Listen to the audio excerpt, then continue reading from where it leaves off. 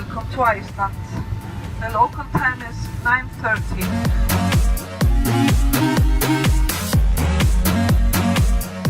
Bonjour à tous, bienvenue en Islande, bienvenue à Reykjavik pour ce numéro spécial du garage.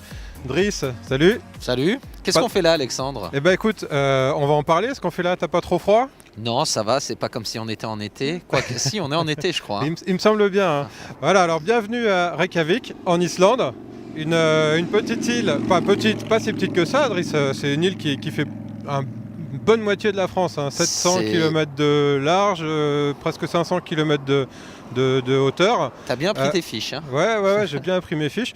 On est à Reykjavik, la capitale, ouais. Là où se concentre quasiment d'ailleurs toute la population. Le gros de la population, il faut savoir qu'en Islande, il y a quelque chose comme 320 000 habitants. Hein. Et les trois quarts habitent Reykjavik. Ouais. Alors on va le voir, hein, on va traverser des paysages désertiques et non moins magnifiques à bord de...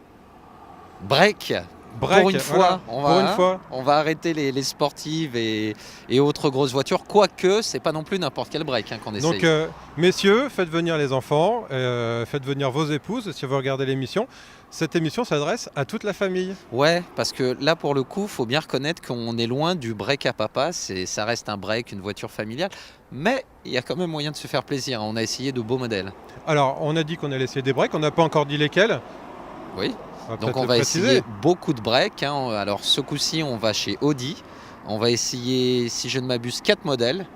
À commencer par une A100, qui est quand même pas n'importe quel break. Alors l'A100, effectivement, qui est l'A100 avant, l'Audi 100 avant, le premier break, on va dire, de l'ère moderne d'Audi, le premier beau break, comme Audi aime à les appeler. J'aime bien comment tu dis Audi, puis Audi.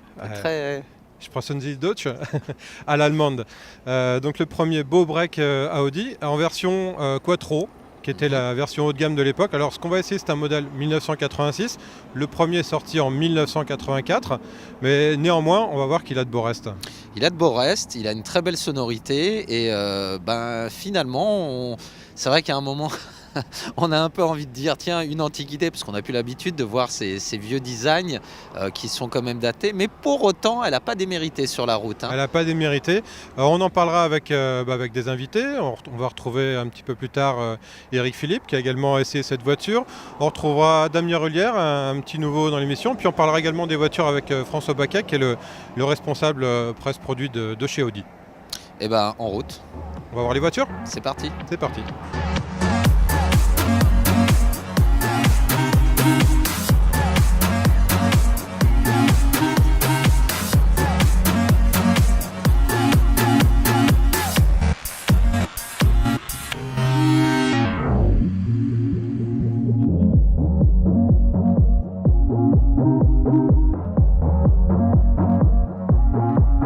Alors Alexandre, on est toujours à Reykjavik, en plein centre-ville, pour faire un petit tour des forces en présence.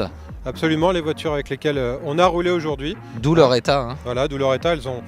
Elles ont pris la poussière, elles ont pris la boue, elles ont pris les graviers pour certains, les moustiques, les moucherons. Voilà, elles sont sales, mais c'est pour la bonne cause, j'ai envie de dire. C'est du brut de décoffrage. Donc on va commencer avec la plus ancienne, la plus illustre, celle par laquelle tout a commencé justement. Absolument, alors c'est l'Audi 100 Avant. Elle est ici proposée montrée en version Quattro. C'est quoi Quattro? Alors Quattro, peux-tu expliquer ce que Quattro, ça veut dire? c'est 4 roues motrices, je dis les transmissions intégrales.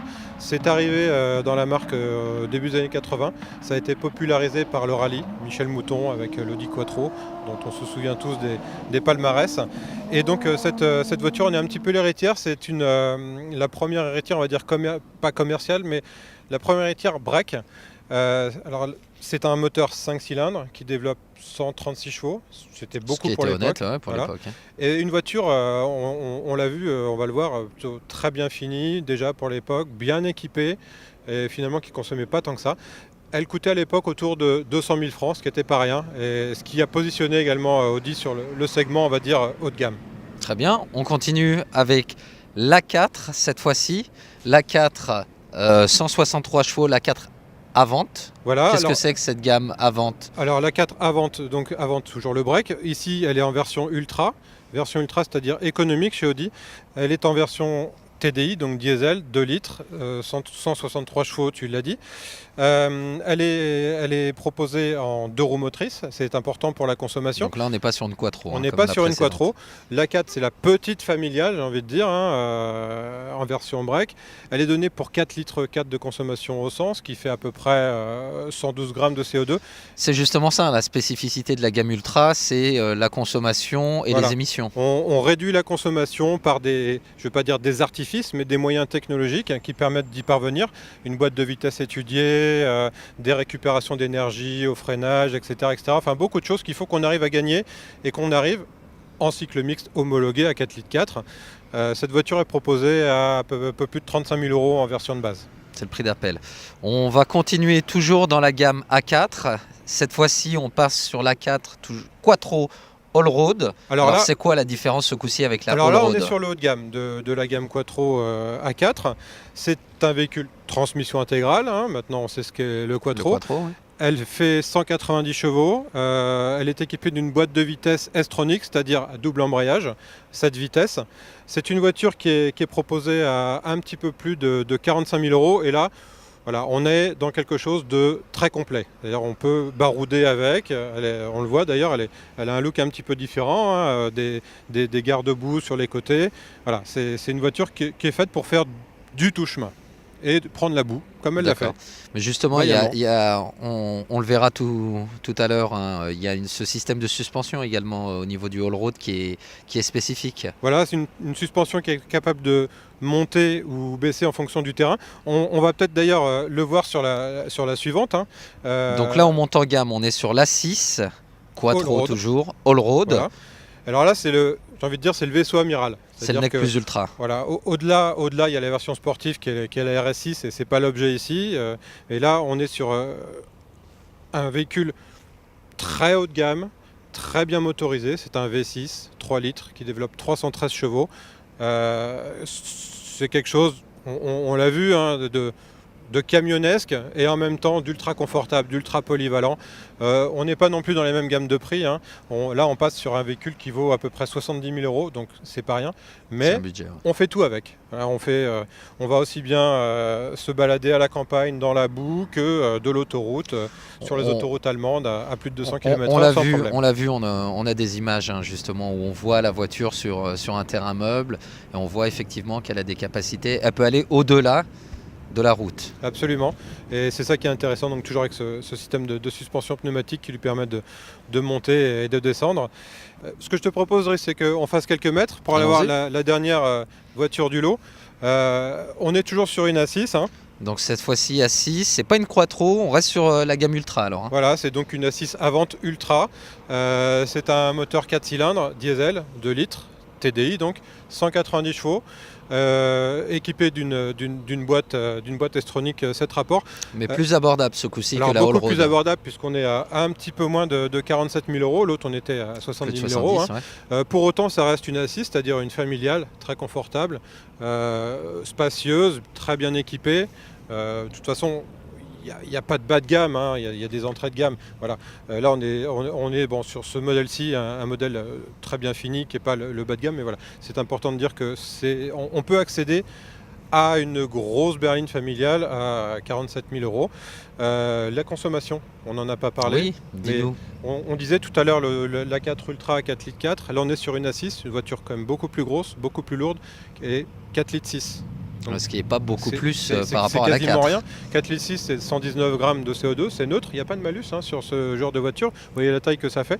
Et on va aller les essayer. Que Exactement. veux-tu? Les routes nous attendent. Et c'est parti. À tout de suite.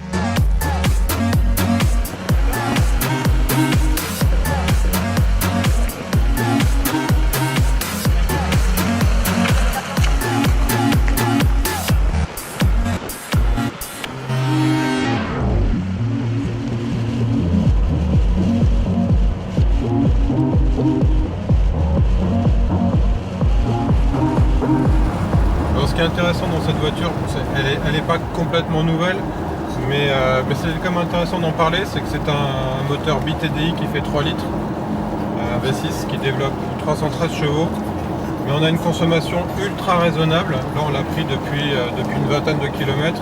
On est sur des petites routes, on ne fait pas vraiment attention à la consommation sans non plus rouler vite, mais on est à peu près à 8 litres, 8 litres et demi de consommation moyenne.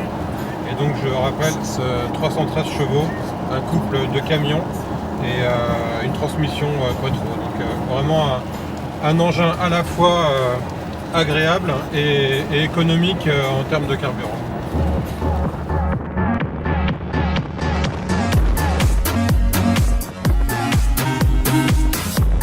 C'est pas souvent comme ça, surtout pas en été.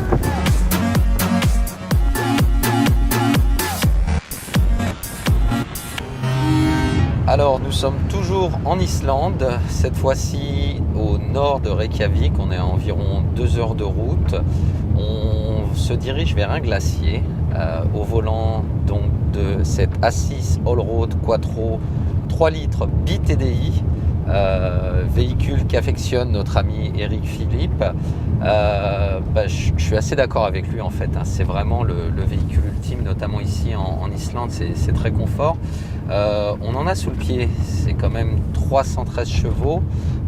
Qui dit BTDI dit 2 turbos. On a du couple, il y a de la reprise, on a de l'accélération. Bon, il faut savoir qu'ici en Islande, toute l'île est limitée à 80 km/h.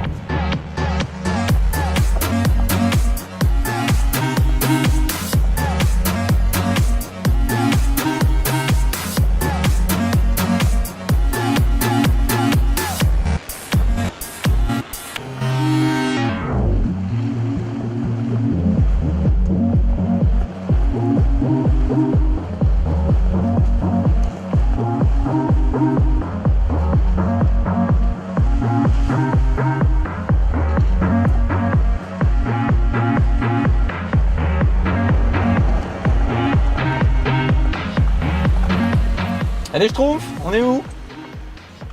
On est où? Nous sommes perdus. Je me souviens plus, parce Ouais. que là on est au niveau du pont là qui nous a indiqué. Ouais. Et donc le Barnafos là, Ouais. je me souviens plus s'il nous a dit d'y aller comme ça ou si on traverse et on y va là. Je me demande si c'était pas là-haut, parce qu'il avait dit on aura le truc sur notre droite. Bah écoute, ok. Ah oui, mais c'est ça, on revient, on traverse et on repart comme Ouais, ça. ouais, On va faire ouais. ça. On fait le tour, hein. Le tour ça risque d'être un peu long. Tu crois? Ouais, Je sais pas. on roule là, hein, quand même. Hein. On roule, ouais. Il est 17h heure de Paris, ça fait 15h heure d'ici, il faut Ouais. qu'on reparte à 16h30 au plus tard. Voilà, mais le temps qu'on se mette. C'est ta carte. Hein. C'est ma carte, voilà.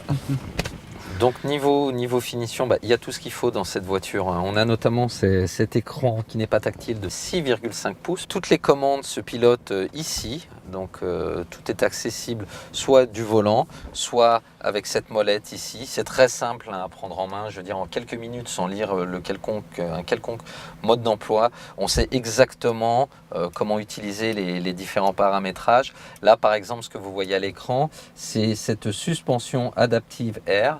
Donc en fonction du type de conduite et du type de terrain, vous pouvez choisir et adapter la suspension.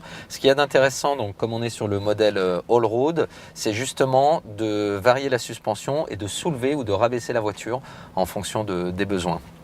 Donc tout ça, encore une fois, très simple à prendre en main avec une molette.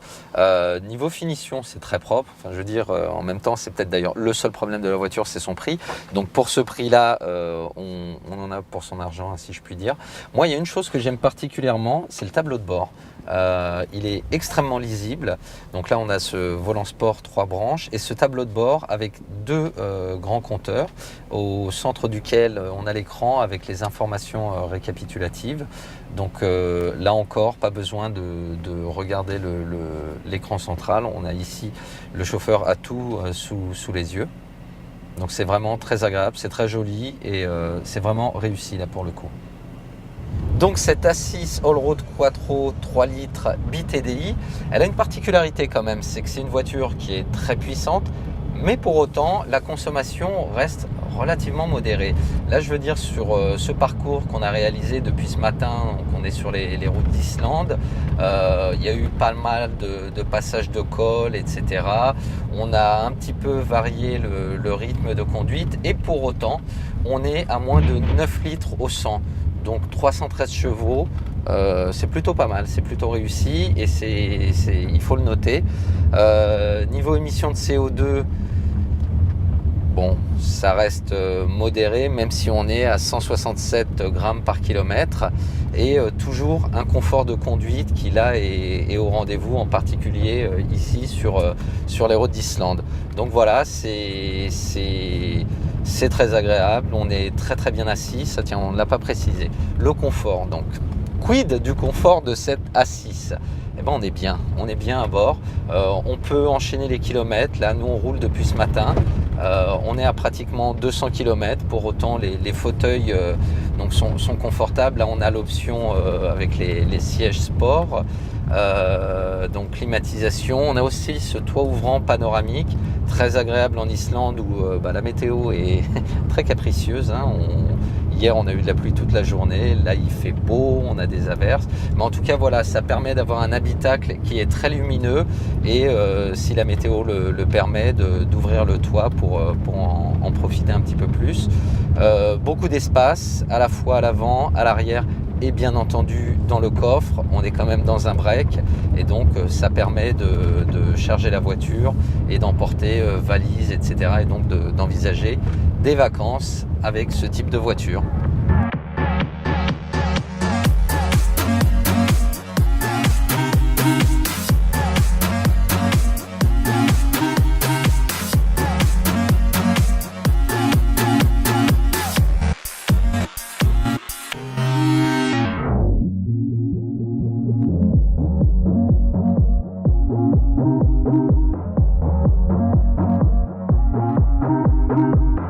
Alors nous sommes toujours en Islande avec Damien Rullière du site voiture.com.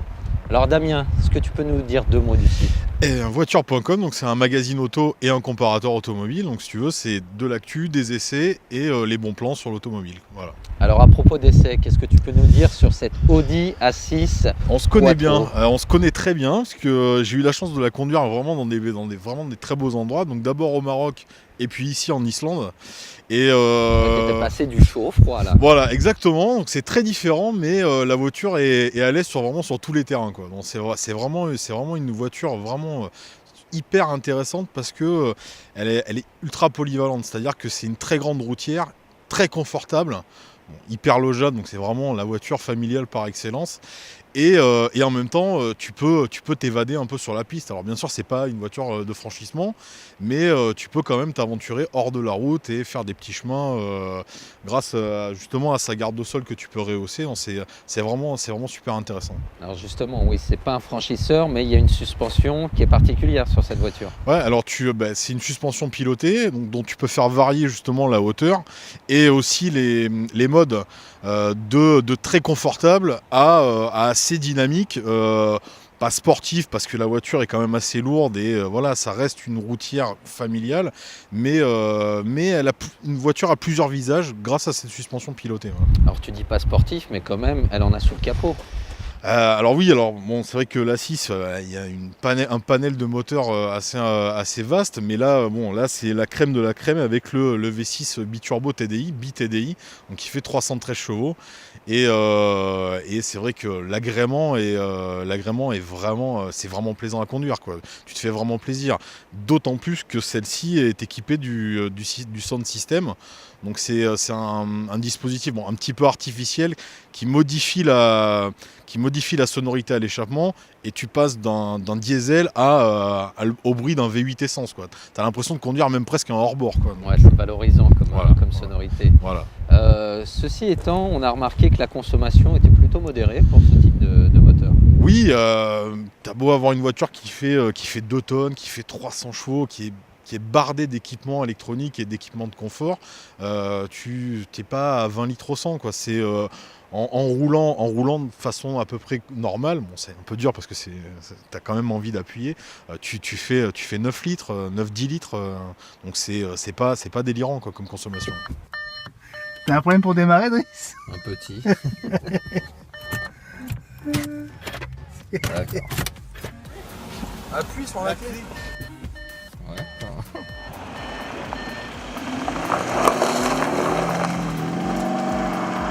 Ne bougez pas, le garage revient dans un instant avec un retour dans le passé et le test de l'Audi 100 Avant, l'un des premiers breaks de la marque allemande.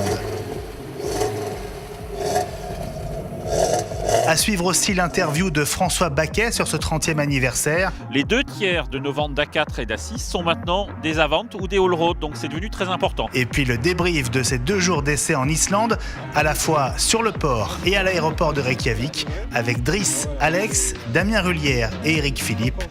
On se rend compte qu'ils sont assez forts pour aller chercher ce qui est dans l'air du temps et ce que les gens ne savent pas encore qu'ils vont désirer un petit peu plus tard. C'est à suivre sur Watch TV.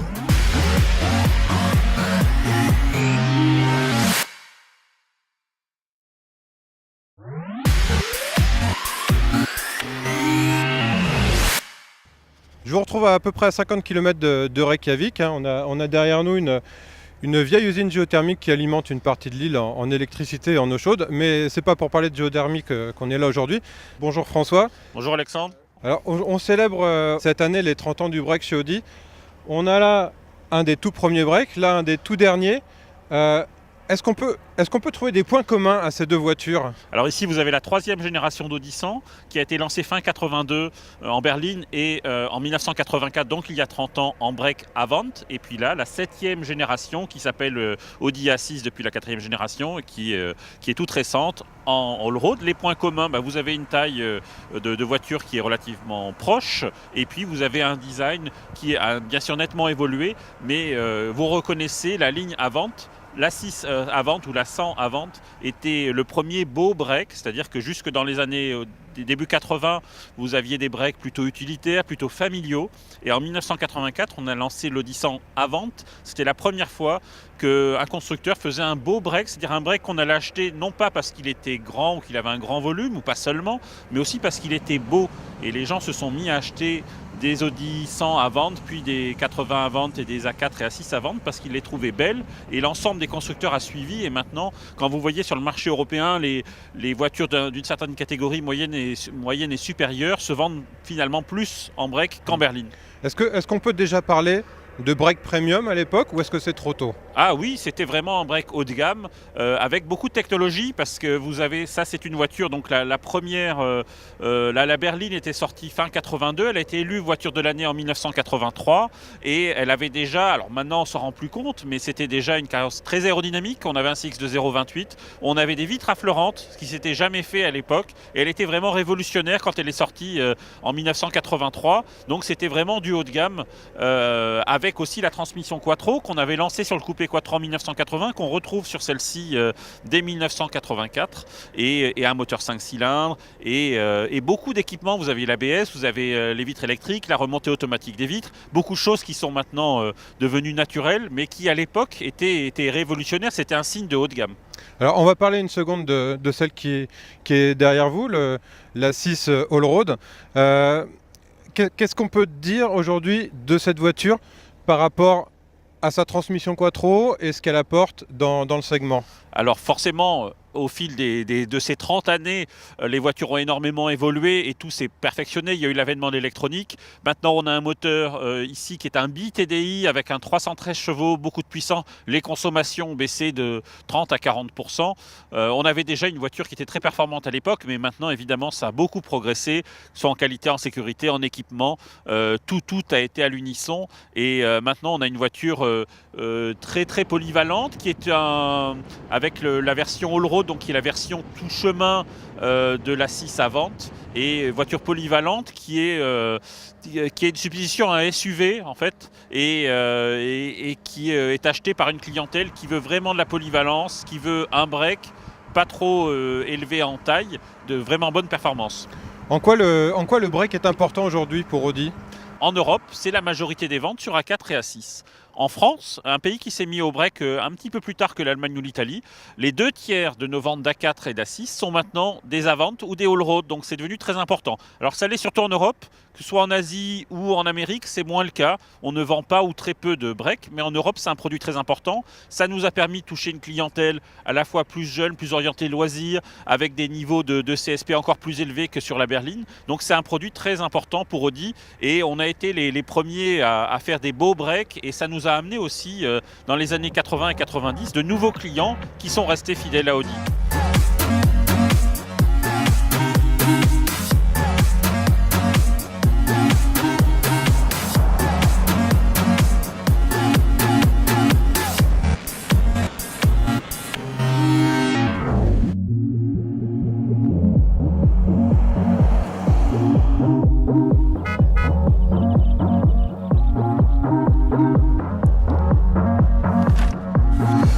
Bah, c'est l'Argentine qui a gagné la Coupe du Monde cette année.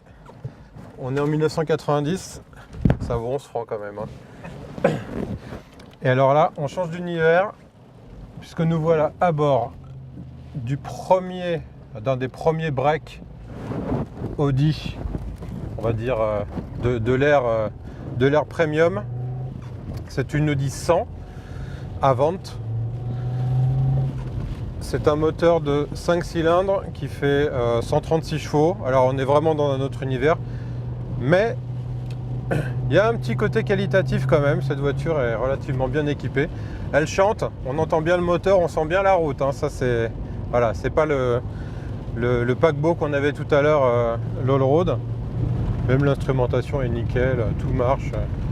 Là, c'est plutôt correctement fini. Il n'y a pas vraiment de bruit de mobilier. Alors c'est pas des plastiques moussés comme on a aujourd'hui, mais ça tient quoi. Hein.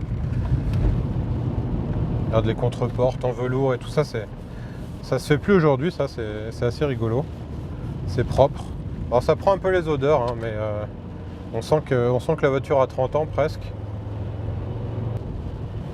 Ce qui est certain, c'est qu'on n'en voit plus beaucoup rouler. Celle-ci est plutôt en bon état. Hein. On est un peu accroché au volant, mais c'est pas à cause de la voiture, c'est à cause du vent qu'il y a dehors.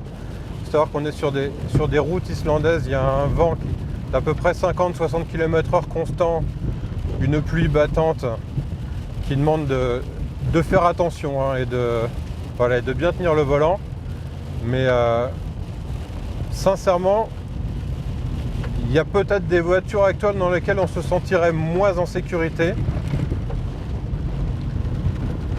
On est sur une transmission quattro, donc 4 roues motrices, une vraie 4 roues motrices avec des blocages, etc. Enfin, ce qui se fait plus vraiment aujourd'hui à ce niveau de gamme.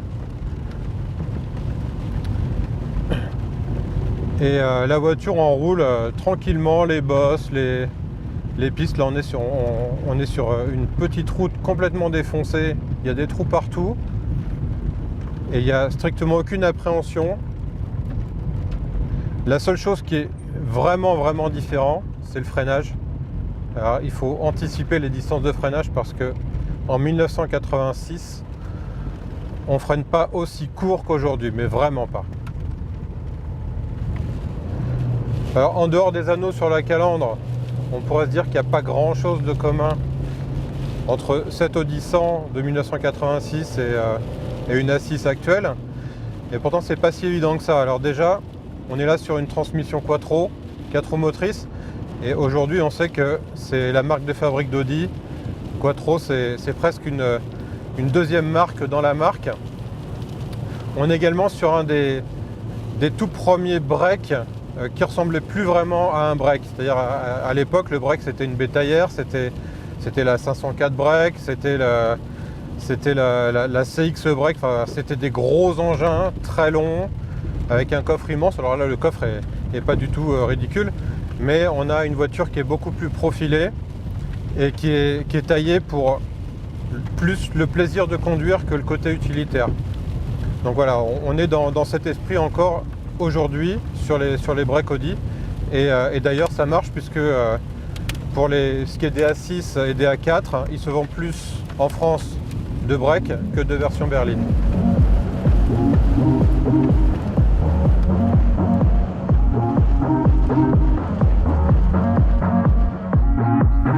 Alors j'ai trouvé que ce petit coin de nature était l'endroit idéal pour retrouver l'ami Eric Philippe. Salut Eric. Ça va? Ouais. On est bien. On est bien. Un petit peu de vent, mais on est bien. Il y a du vent, Ouais. C'est l'été, on dirait pas. Hein. Oh. Mais alors toi, tu viens de conduire cet engin, Ah ouais. l'Audi 100, dont Audi on a parlé 100. tout à l'heure avec François Baquet. Qu'est-ce que tu peux nous en dire? Bah, écoute, moi, en tout cas, je retrouve des sensations que j'ai connues il y a quelques années. Étonnamment, j'ai bien connu un 2 litres 115 5 cylindres. Là, c'est le 2 litres 2, un petit peu plus puissant. 136 Et, chevaux. et c'est un vrai régal. En fait, c'est amusant parce qu'on retrouve alors des sensations qui viennent peut-être un petit peu d'une autre époque. Et en même temps, c'est assez actuel dans le sens où c'est plein de volonté en fait comme moteur. Ça a une super sonorité et c'est presque sportif alors que j'imagine que c'était pas la vocation première. C'était plutôt familial, plutôt bon 4x4, une plutôt baroudeuse chic. Et pour autant, bah, moi je lui trouve des attributs presque sportifs. Elle porterait presque bien le S de SUV quoi. Alors, on l'a dit tout à l'heure, hein, cette voiture, c'est un petit peu la mère de tous les breaks actuels chez Audi. Tu as également eu l'occasion de conduire l'Audi A6 Allroad BTDI, Ah dont oui, on a parlé également 313 tout à l'heure. chevaux. Alors là, on est dans un autre registre, hein. Là, on est déjà passé à l'étape supérieure en matière de performance, de sécurité, d'efficacité sur la route. C'est une voiture assez exceptionnelle. C'est presque pour moi, c'est pratiquement la synthèse de toutes les voitures. Ce qu'a réalisé Audi avec l'Allroad BTDI, c'est juste extraordinaire, il faut quand même le dire. C'est une voiture qui souffre pratiquement d'aucun défaut. C'est une vraie familiale. C'est une vraie baroudeuse aussi, sous ses airs pour le coup très classe et presque précieuse. On a une voiture qui est d'une redoutable efficacité, un moteur qui est plein, mais alors partout, à tous les niveaux, et qui est en plus un vrai régal avec cette sonorité qui est un peu retravaillée, il faut le dire. Bon, c'est un petit peu artificiel, mais ça marche à fond. Ça fait un bruit de V8 essence, Voilà, on a l'impression c'est un V6 diesel. Ouais, et c'est un régal, faut le dire. C'est un régal, mais ce qu'il y a, c'est que c'est une voiture qui a d'une efficacité vraiment redoutable, je le disais.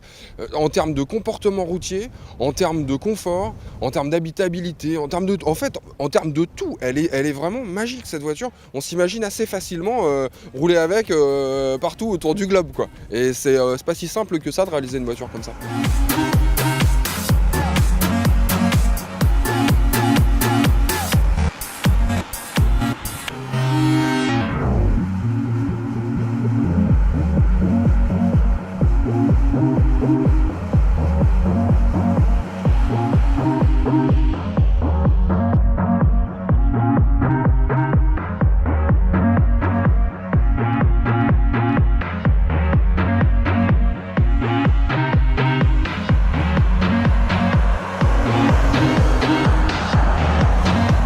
Alors Alexandre, break ou pas break? Eh ben pour le coup, je dirais break. Il y a une chose qui est quand même à noter de nos jours, c'est que ces voitures sont réussies. On est très loin maintenant du cliché du break à papa. On a des véhicules qui ont de belles lignes, quand même sportives. On a la motorisation, donc faites des enfants, hein, je serais tenté de vous dire.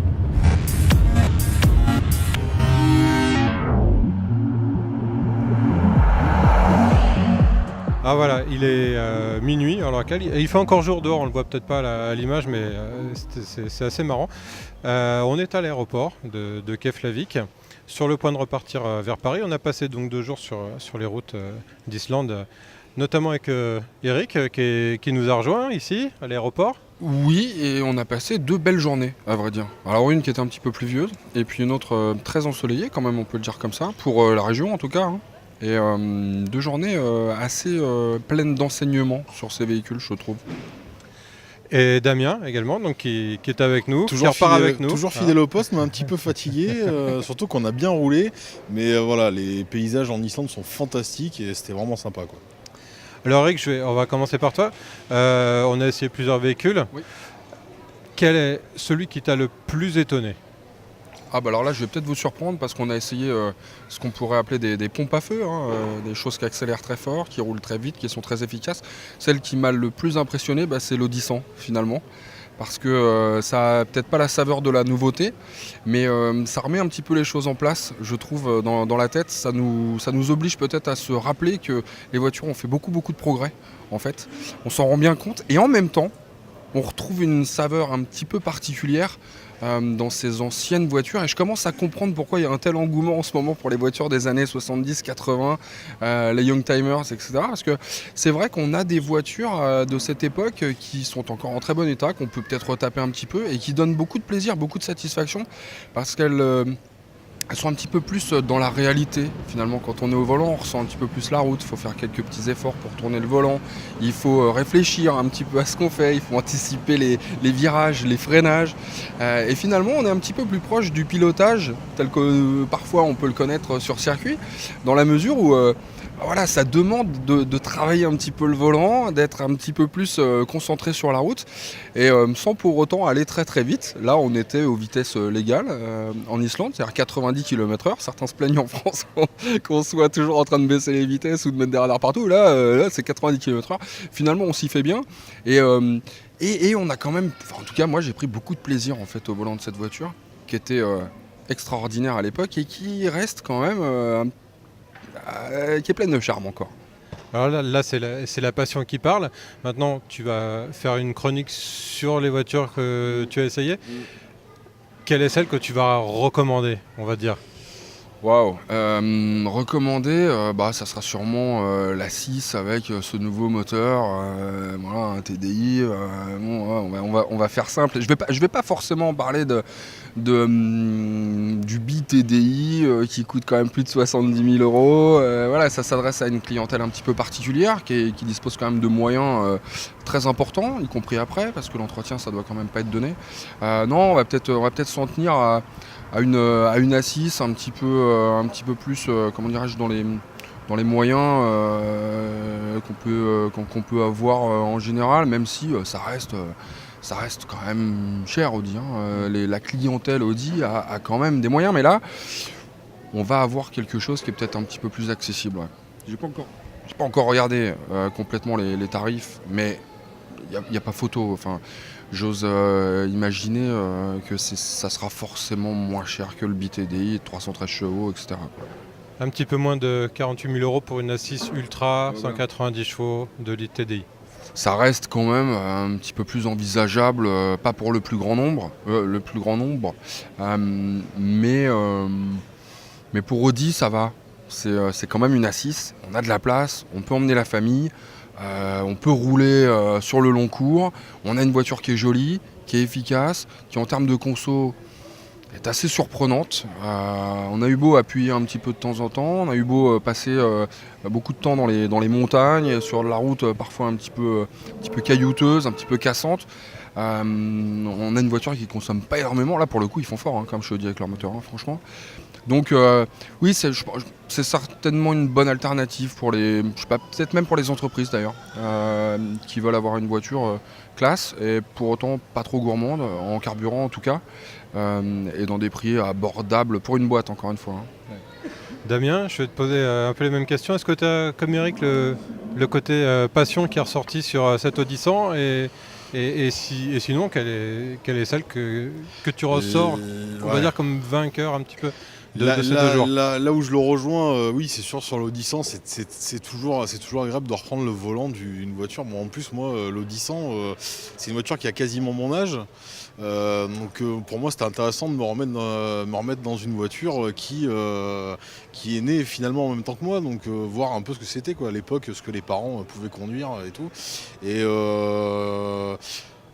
j'avoue que j'aurais bien aimé enfant être à l'arrière. Non, mais en plus on a pris une route qui était vraiment super belle dans un fjord et tout. Et j'étais pas, je ressentais pas ça comme une punition d'être dans l'Audi 100. Non, vraiment, c'était vraiment agréable. Alors sur voiture.com, tu vas parler des voitures que tu as essayées. Est-ce, comme Eric, même question, quelle est celle que tu recommanderais, puisque tu as également un comparateur, un rôle de conseil? Alors bien sûr, l'Allroad BTDI, voilà, c'est vraiment une voiture bluffante. Bon, moi j'ai déjà fait l'essai et j'ai déjà chaudement recommandé cette voiture. Pour moi, ça reste, je pense, une de mes voitures préférées dans toutes les voitures que j'ai essayées, pour la polyvalence qu'elle a et pour l'agrément qu'elle a. Après, plus raisonnable, je trouve que le nouveau TDI 190 chevaux Ultra, voilà, c'est plus raisonnable, c'est moins pousse au crime aussi comme moteur, ça consomme un petit peu moins. Je pense qu'on était autour des 7,5 litres, 8 litres en roulant assez dynamique, enfin en ayant un rythme assez dynamique, et puis bon voilà, c'est plus raisonnable en termes de prix, et on a quand même toutes les qualités de cette A6, surtout en break, où là moi je trouve qu'on a vraiment un style vraiment intéressant. C'est ce qui fait aussi la force des break Audi, on a finalement des voitures qui sont peut-être plus dynamiques, même plus jolies en break qu'en berline. En berline, ça fait peut-être un petit peu plus sage, qui s'adresse peut-être à une clientèle aussi un petit peu plus âgée. D'ailleurs, Audi nous l'a dit que finalement, sur certains marchés, pouvait y avoir jusqu'à 10 ans d'écart entre les clients de berline et les clients de break, Donc à l'avantage des clients de break qui sont plus jeunes, Alors, on parle de break justement, puisque c'est un petit peu le but de l'opération. Évidemment pas qu'Audi qui fait des breaks. Qu'est-ce que toi, Eric, tu me mettrais en face d'une A4, en face d'une A6, et qu'est-ce que tu ne mettrais pas? Il y a ce qu'on appelle la gamme premium, et puis il y a les voitures un peu plus classiques qui sont, alors les premium sont les allemandes généralement, et puis également Volvo. Les plus classiques sont les françaises, les espagnoles même d'ailleurs. Qu'est-ce que tu vois, toi, comme concurrent principal d'une A6, celle que tu as aimée, d'une A4 également, on en a parlé? Bah, on resterait dans le groupe dans ce cas-là. Franchement, pour moi, ce serait une Skoda et une superbe. Alors, je sais qu'elle est un petit peu plus grande, etc. Mais n'empêche qu'aujourd'hui, une alternative à une A6, ça serait une Skoda superbe. Qui en termes de tarifs pour le coup est relativement proche, qui en offrira peut-être plus en termes d'espace à bord. Après c'est peut-être un petit peu plus sage en termes de design, c'est moins dynamique. La grande force d'Audi par rapport à ces breaks, c'est justement de les rendre dynamiques, de les rendre désirables parce qu'ils font sportif, ce qui est quand même un comble, puisqu'à l'origine un break c'est plutôt un utilitaire quelque part. Et là Audi, en créant ces breaks, en créant la vente, ça a été un nouveau style. En fait, à l'époque, on n'en a pas parlé plus que ça, j'imagine. On n'a pas dit qu'ils avaient créé une nouvelle catégorie de véhicules. Et pourtant, c'est bien le cas. Aujourd'hui, je pense que si on créait quelque chose comme ça, on dirait que c'est un nouveau type de véhicule.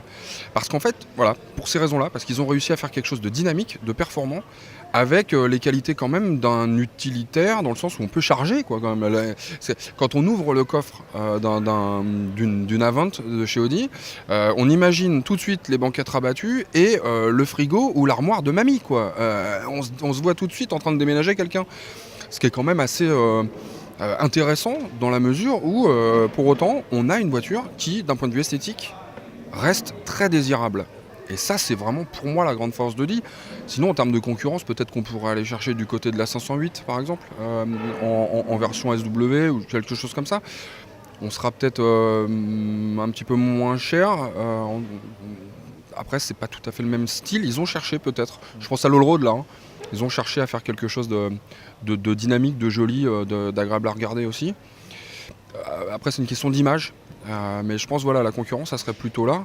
Et en termes de tarifs, il faut regarder avec les options. Il y a le jeu des options, notamment avec les Allemands, fait que parfois on a l'impression qu'on va pouvoir se l'offrir. Et quand on veut la configuration qu'on souhaite, on se rend compte qu'il faut peut-être regarder ses prétentions à la baisse.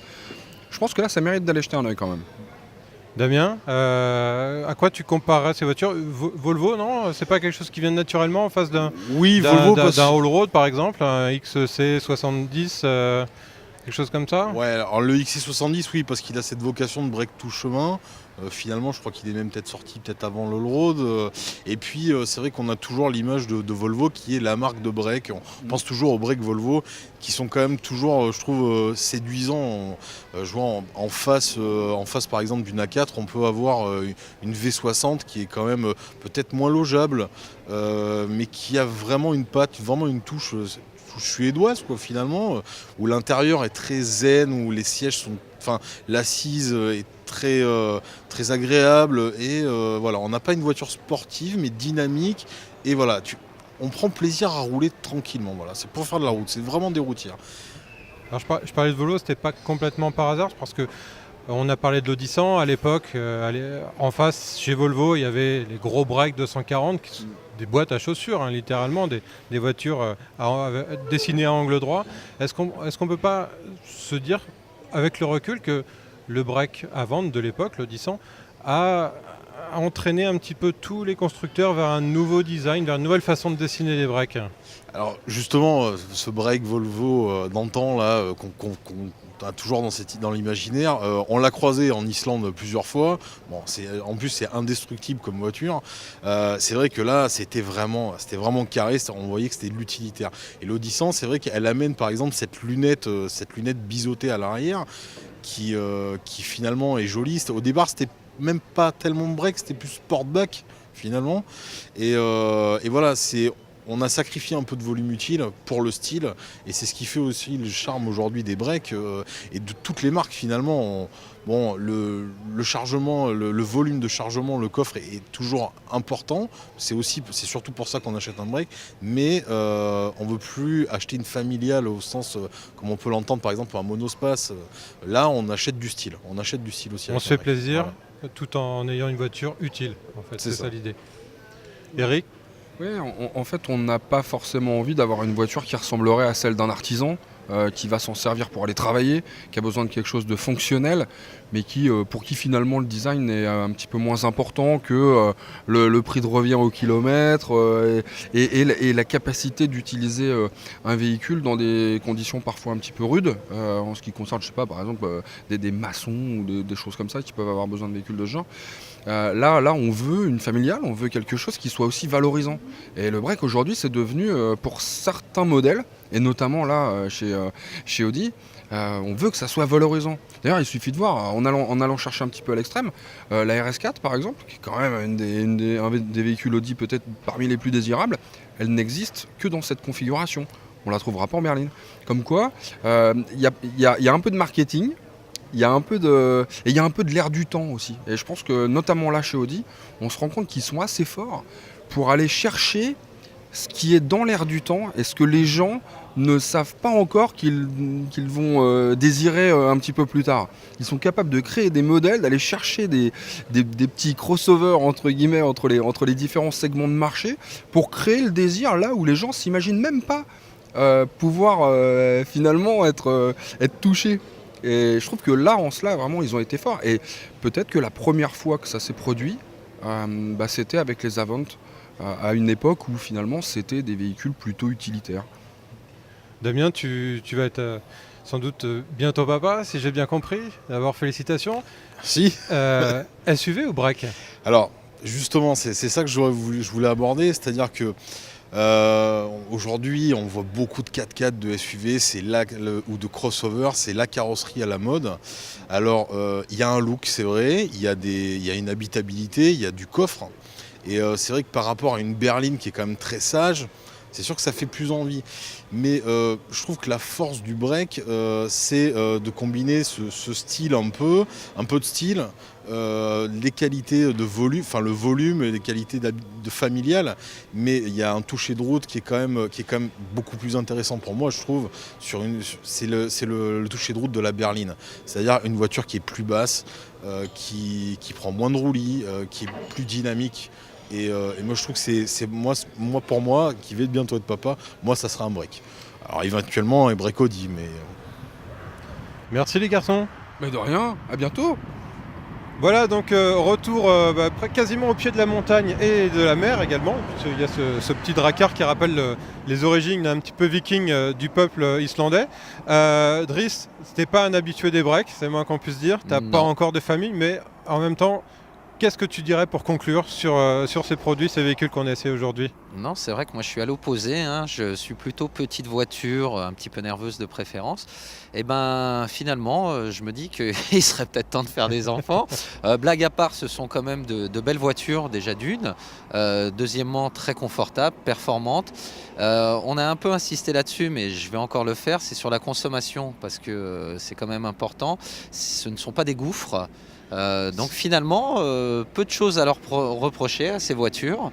On s'est bien fait plaisir ici sur les routes d'Islande, en plein été, je tiens à le préciser quand même si on ne dirait pas. Voilà, donc là il fait à peu près 16-17 degrés pendant qu'il fait 25-26 à Paris, faut le dire. On se sacrifie pour vous. Ouais, faut bien ça, mais ça en valait la peine, étant donné que on les a quand même mises à rude épreuve, hein, ces voitures. On est passé des routes bitumées, on est passé sur des cailloux, des pistes, de la etc. caillasse, de la piste, en 2 roues motrices, en 4 roues motrices, on a vraiment tout fait. Et tu parlais de la consommation, c'est vrai que c'est d'autant plus remarquable, j'ai envie de dire, que même avec des gros moteurs 4 roues motrices, on est sur des chiffres vraiment très raisonnables.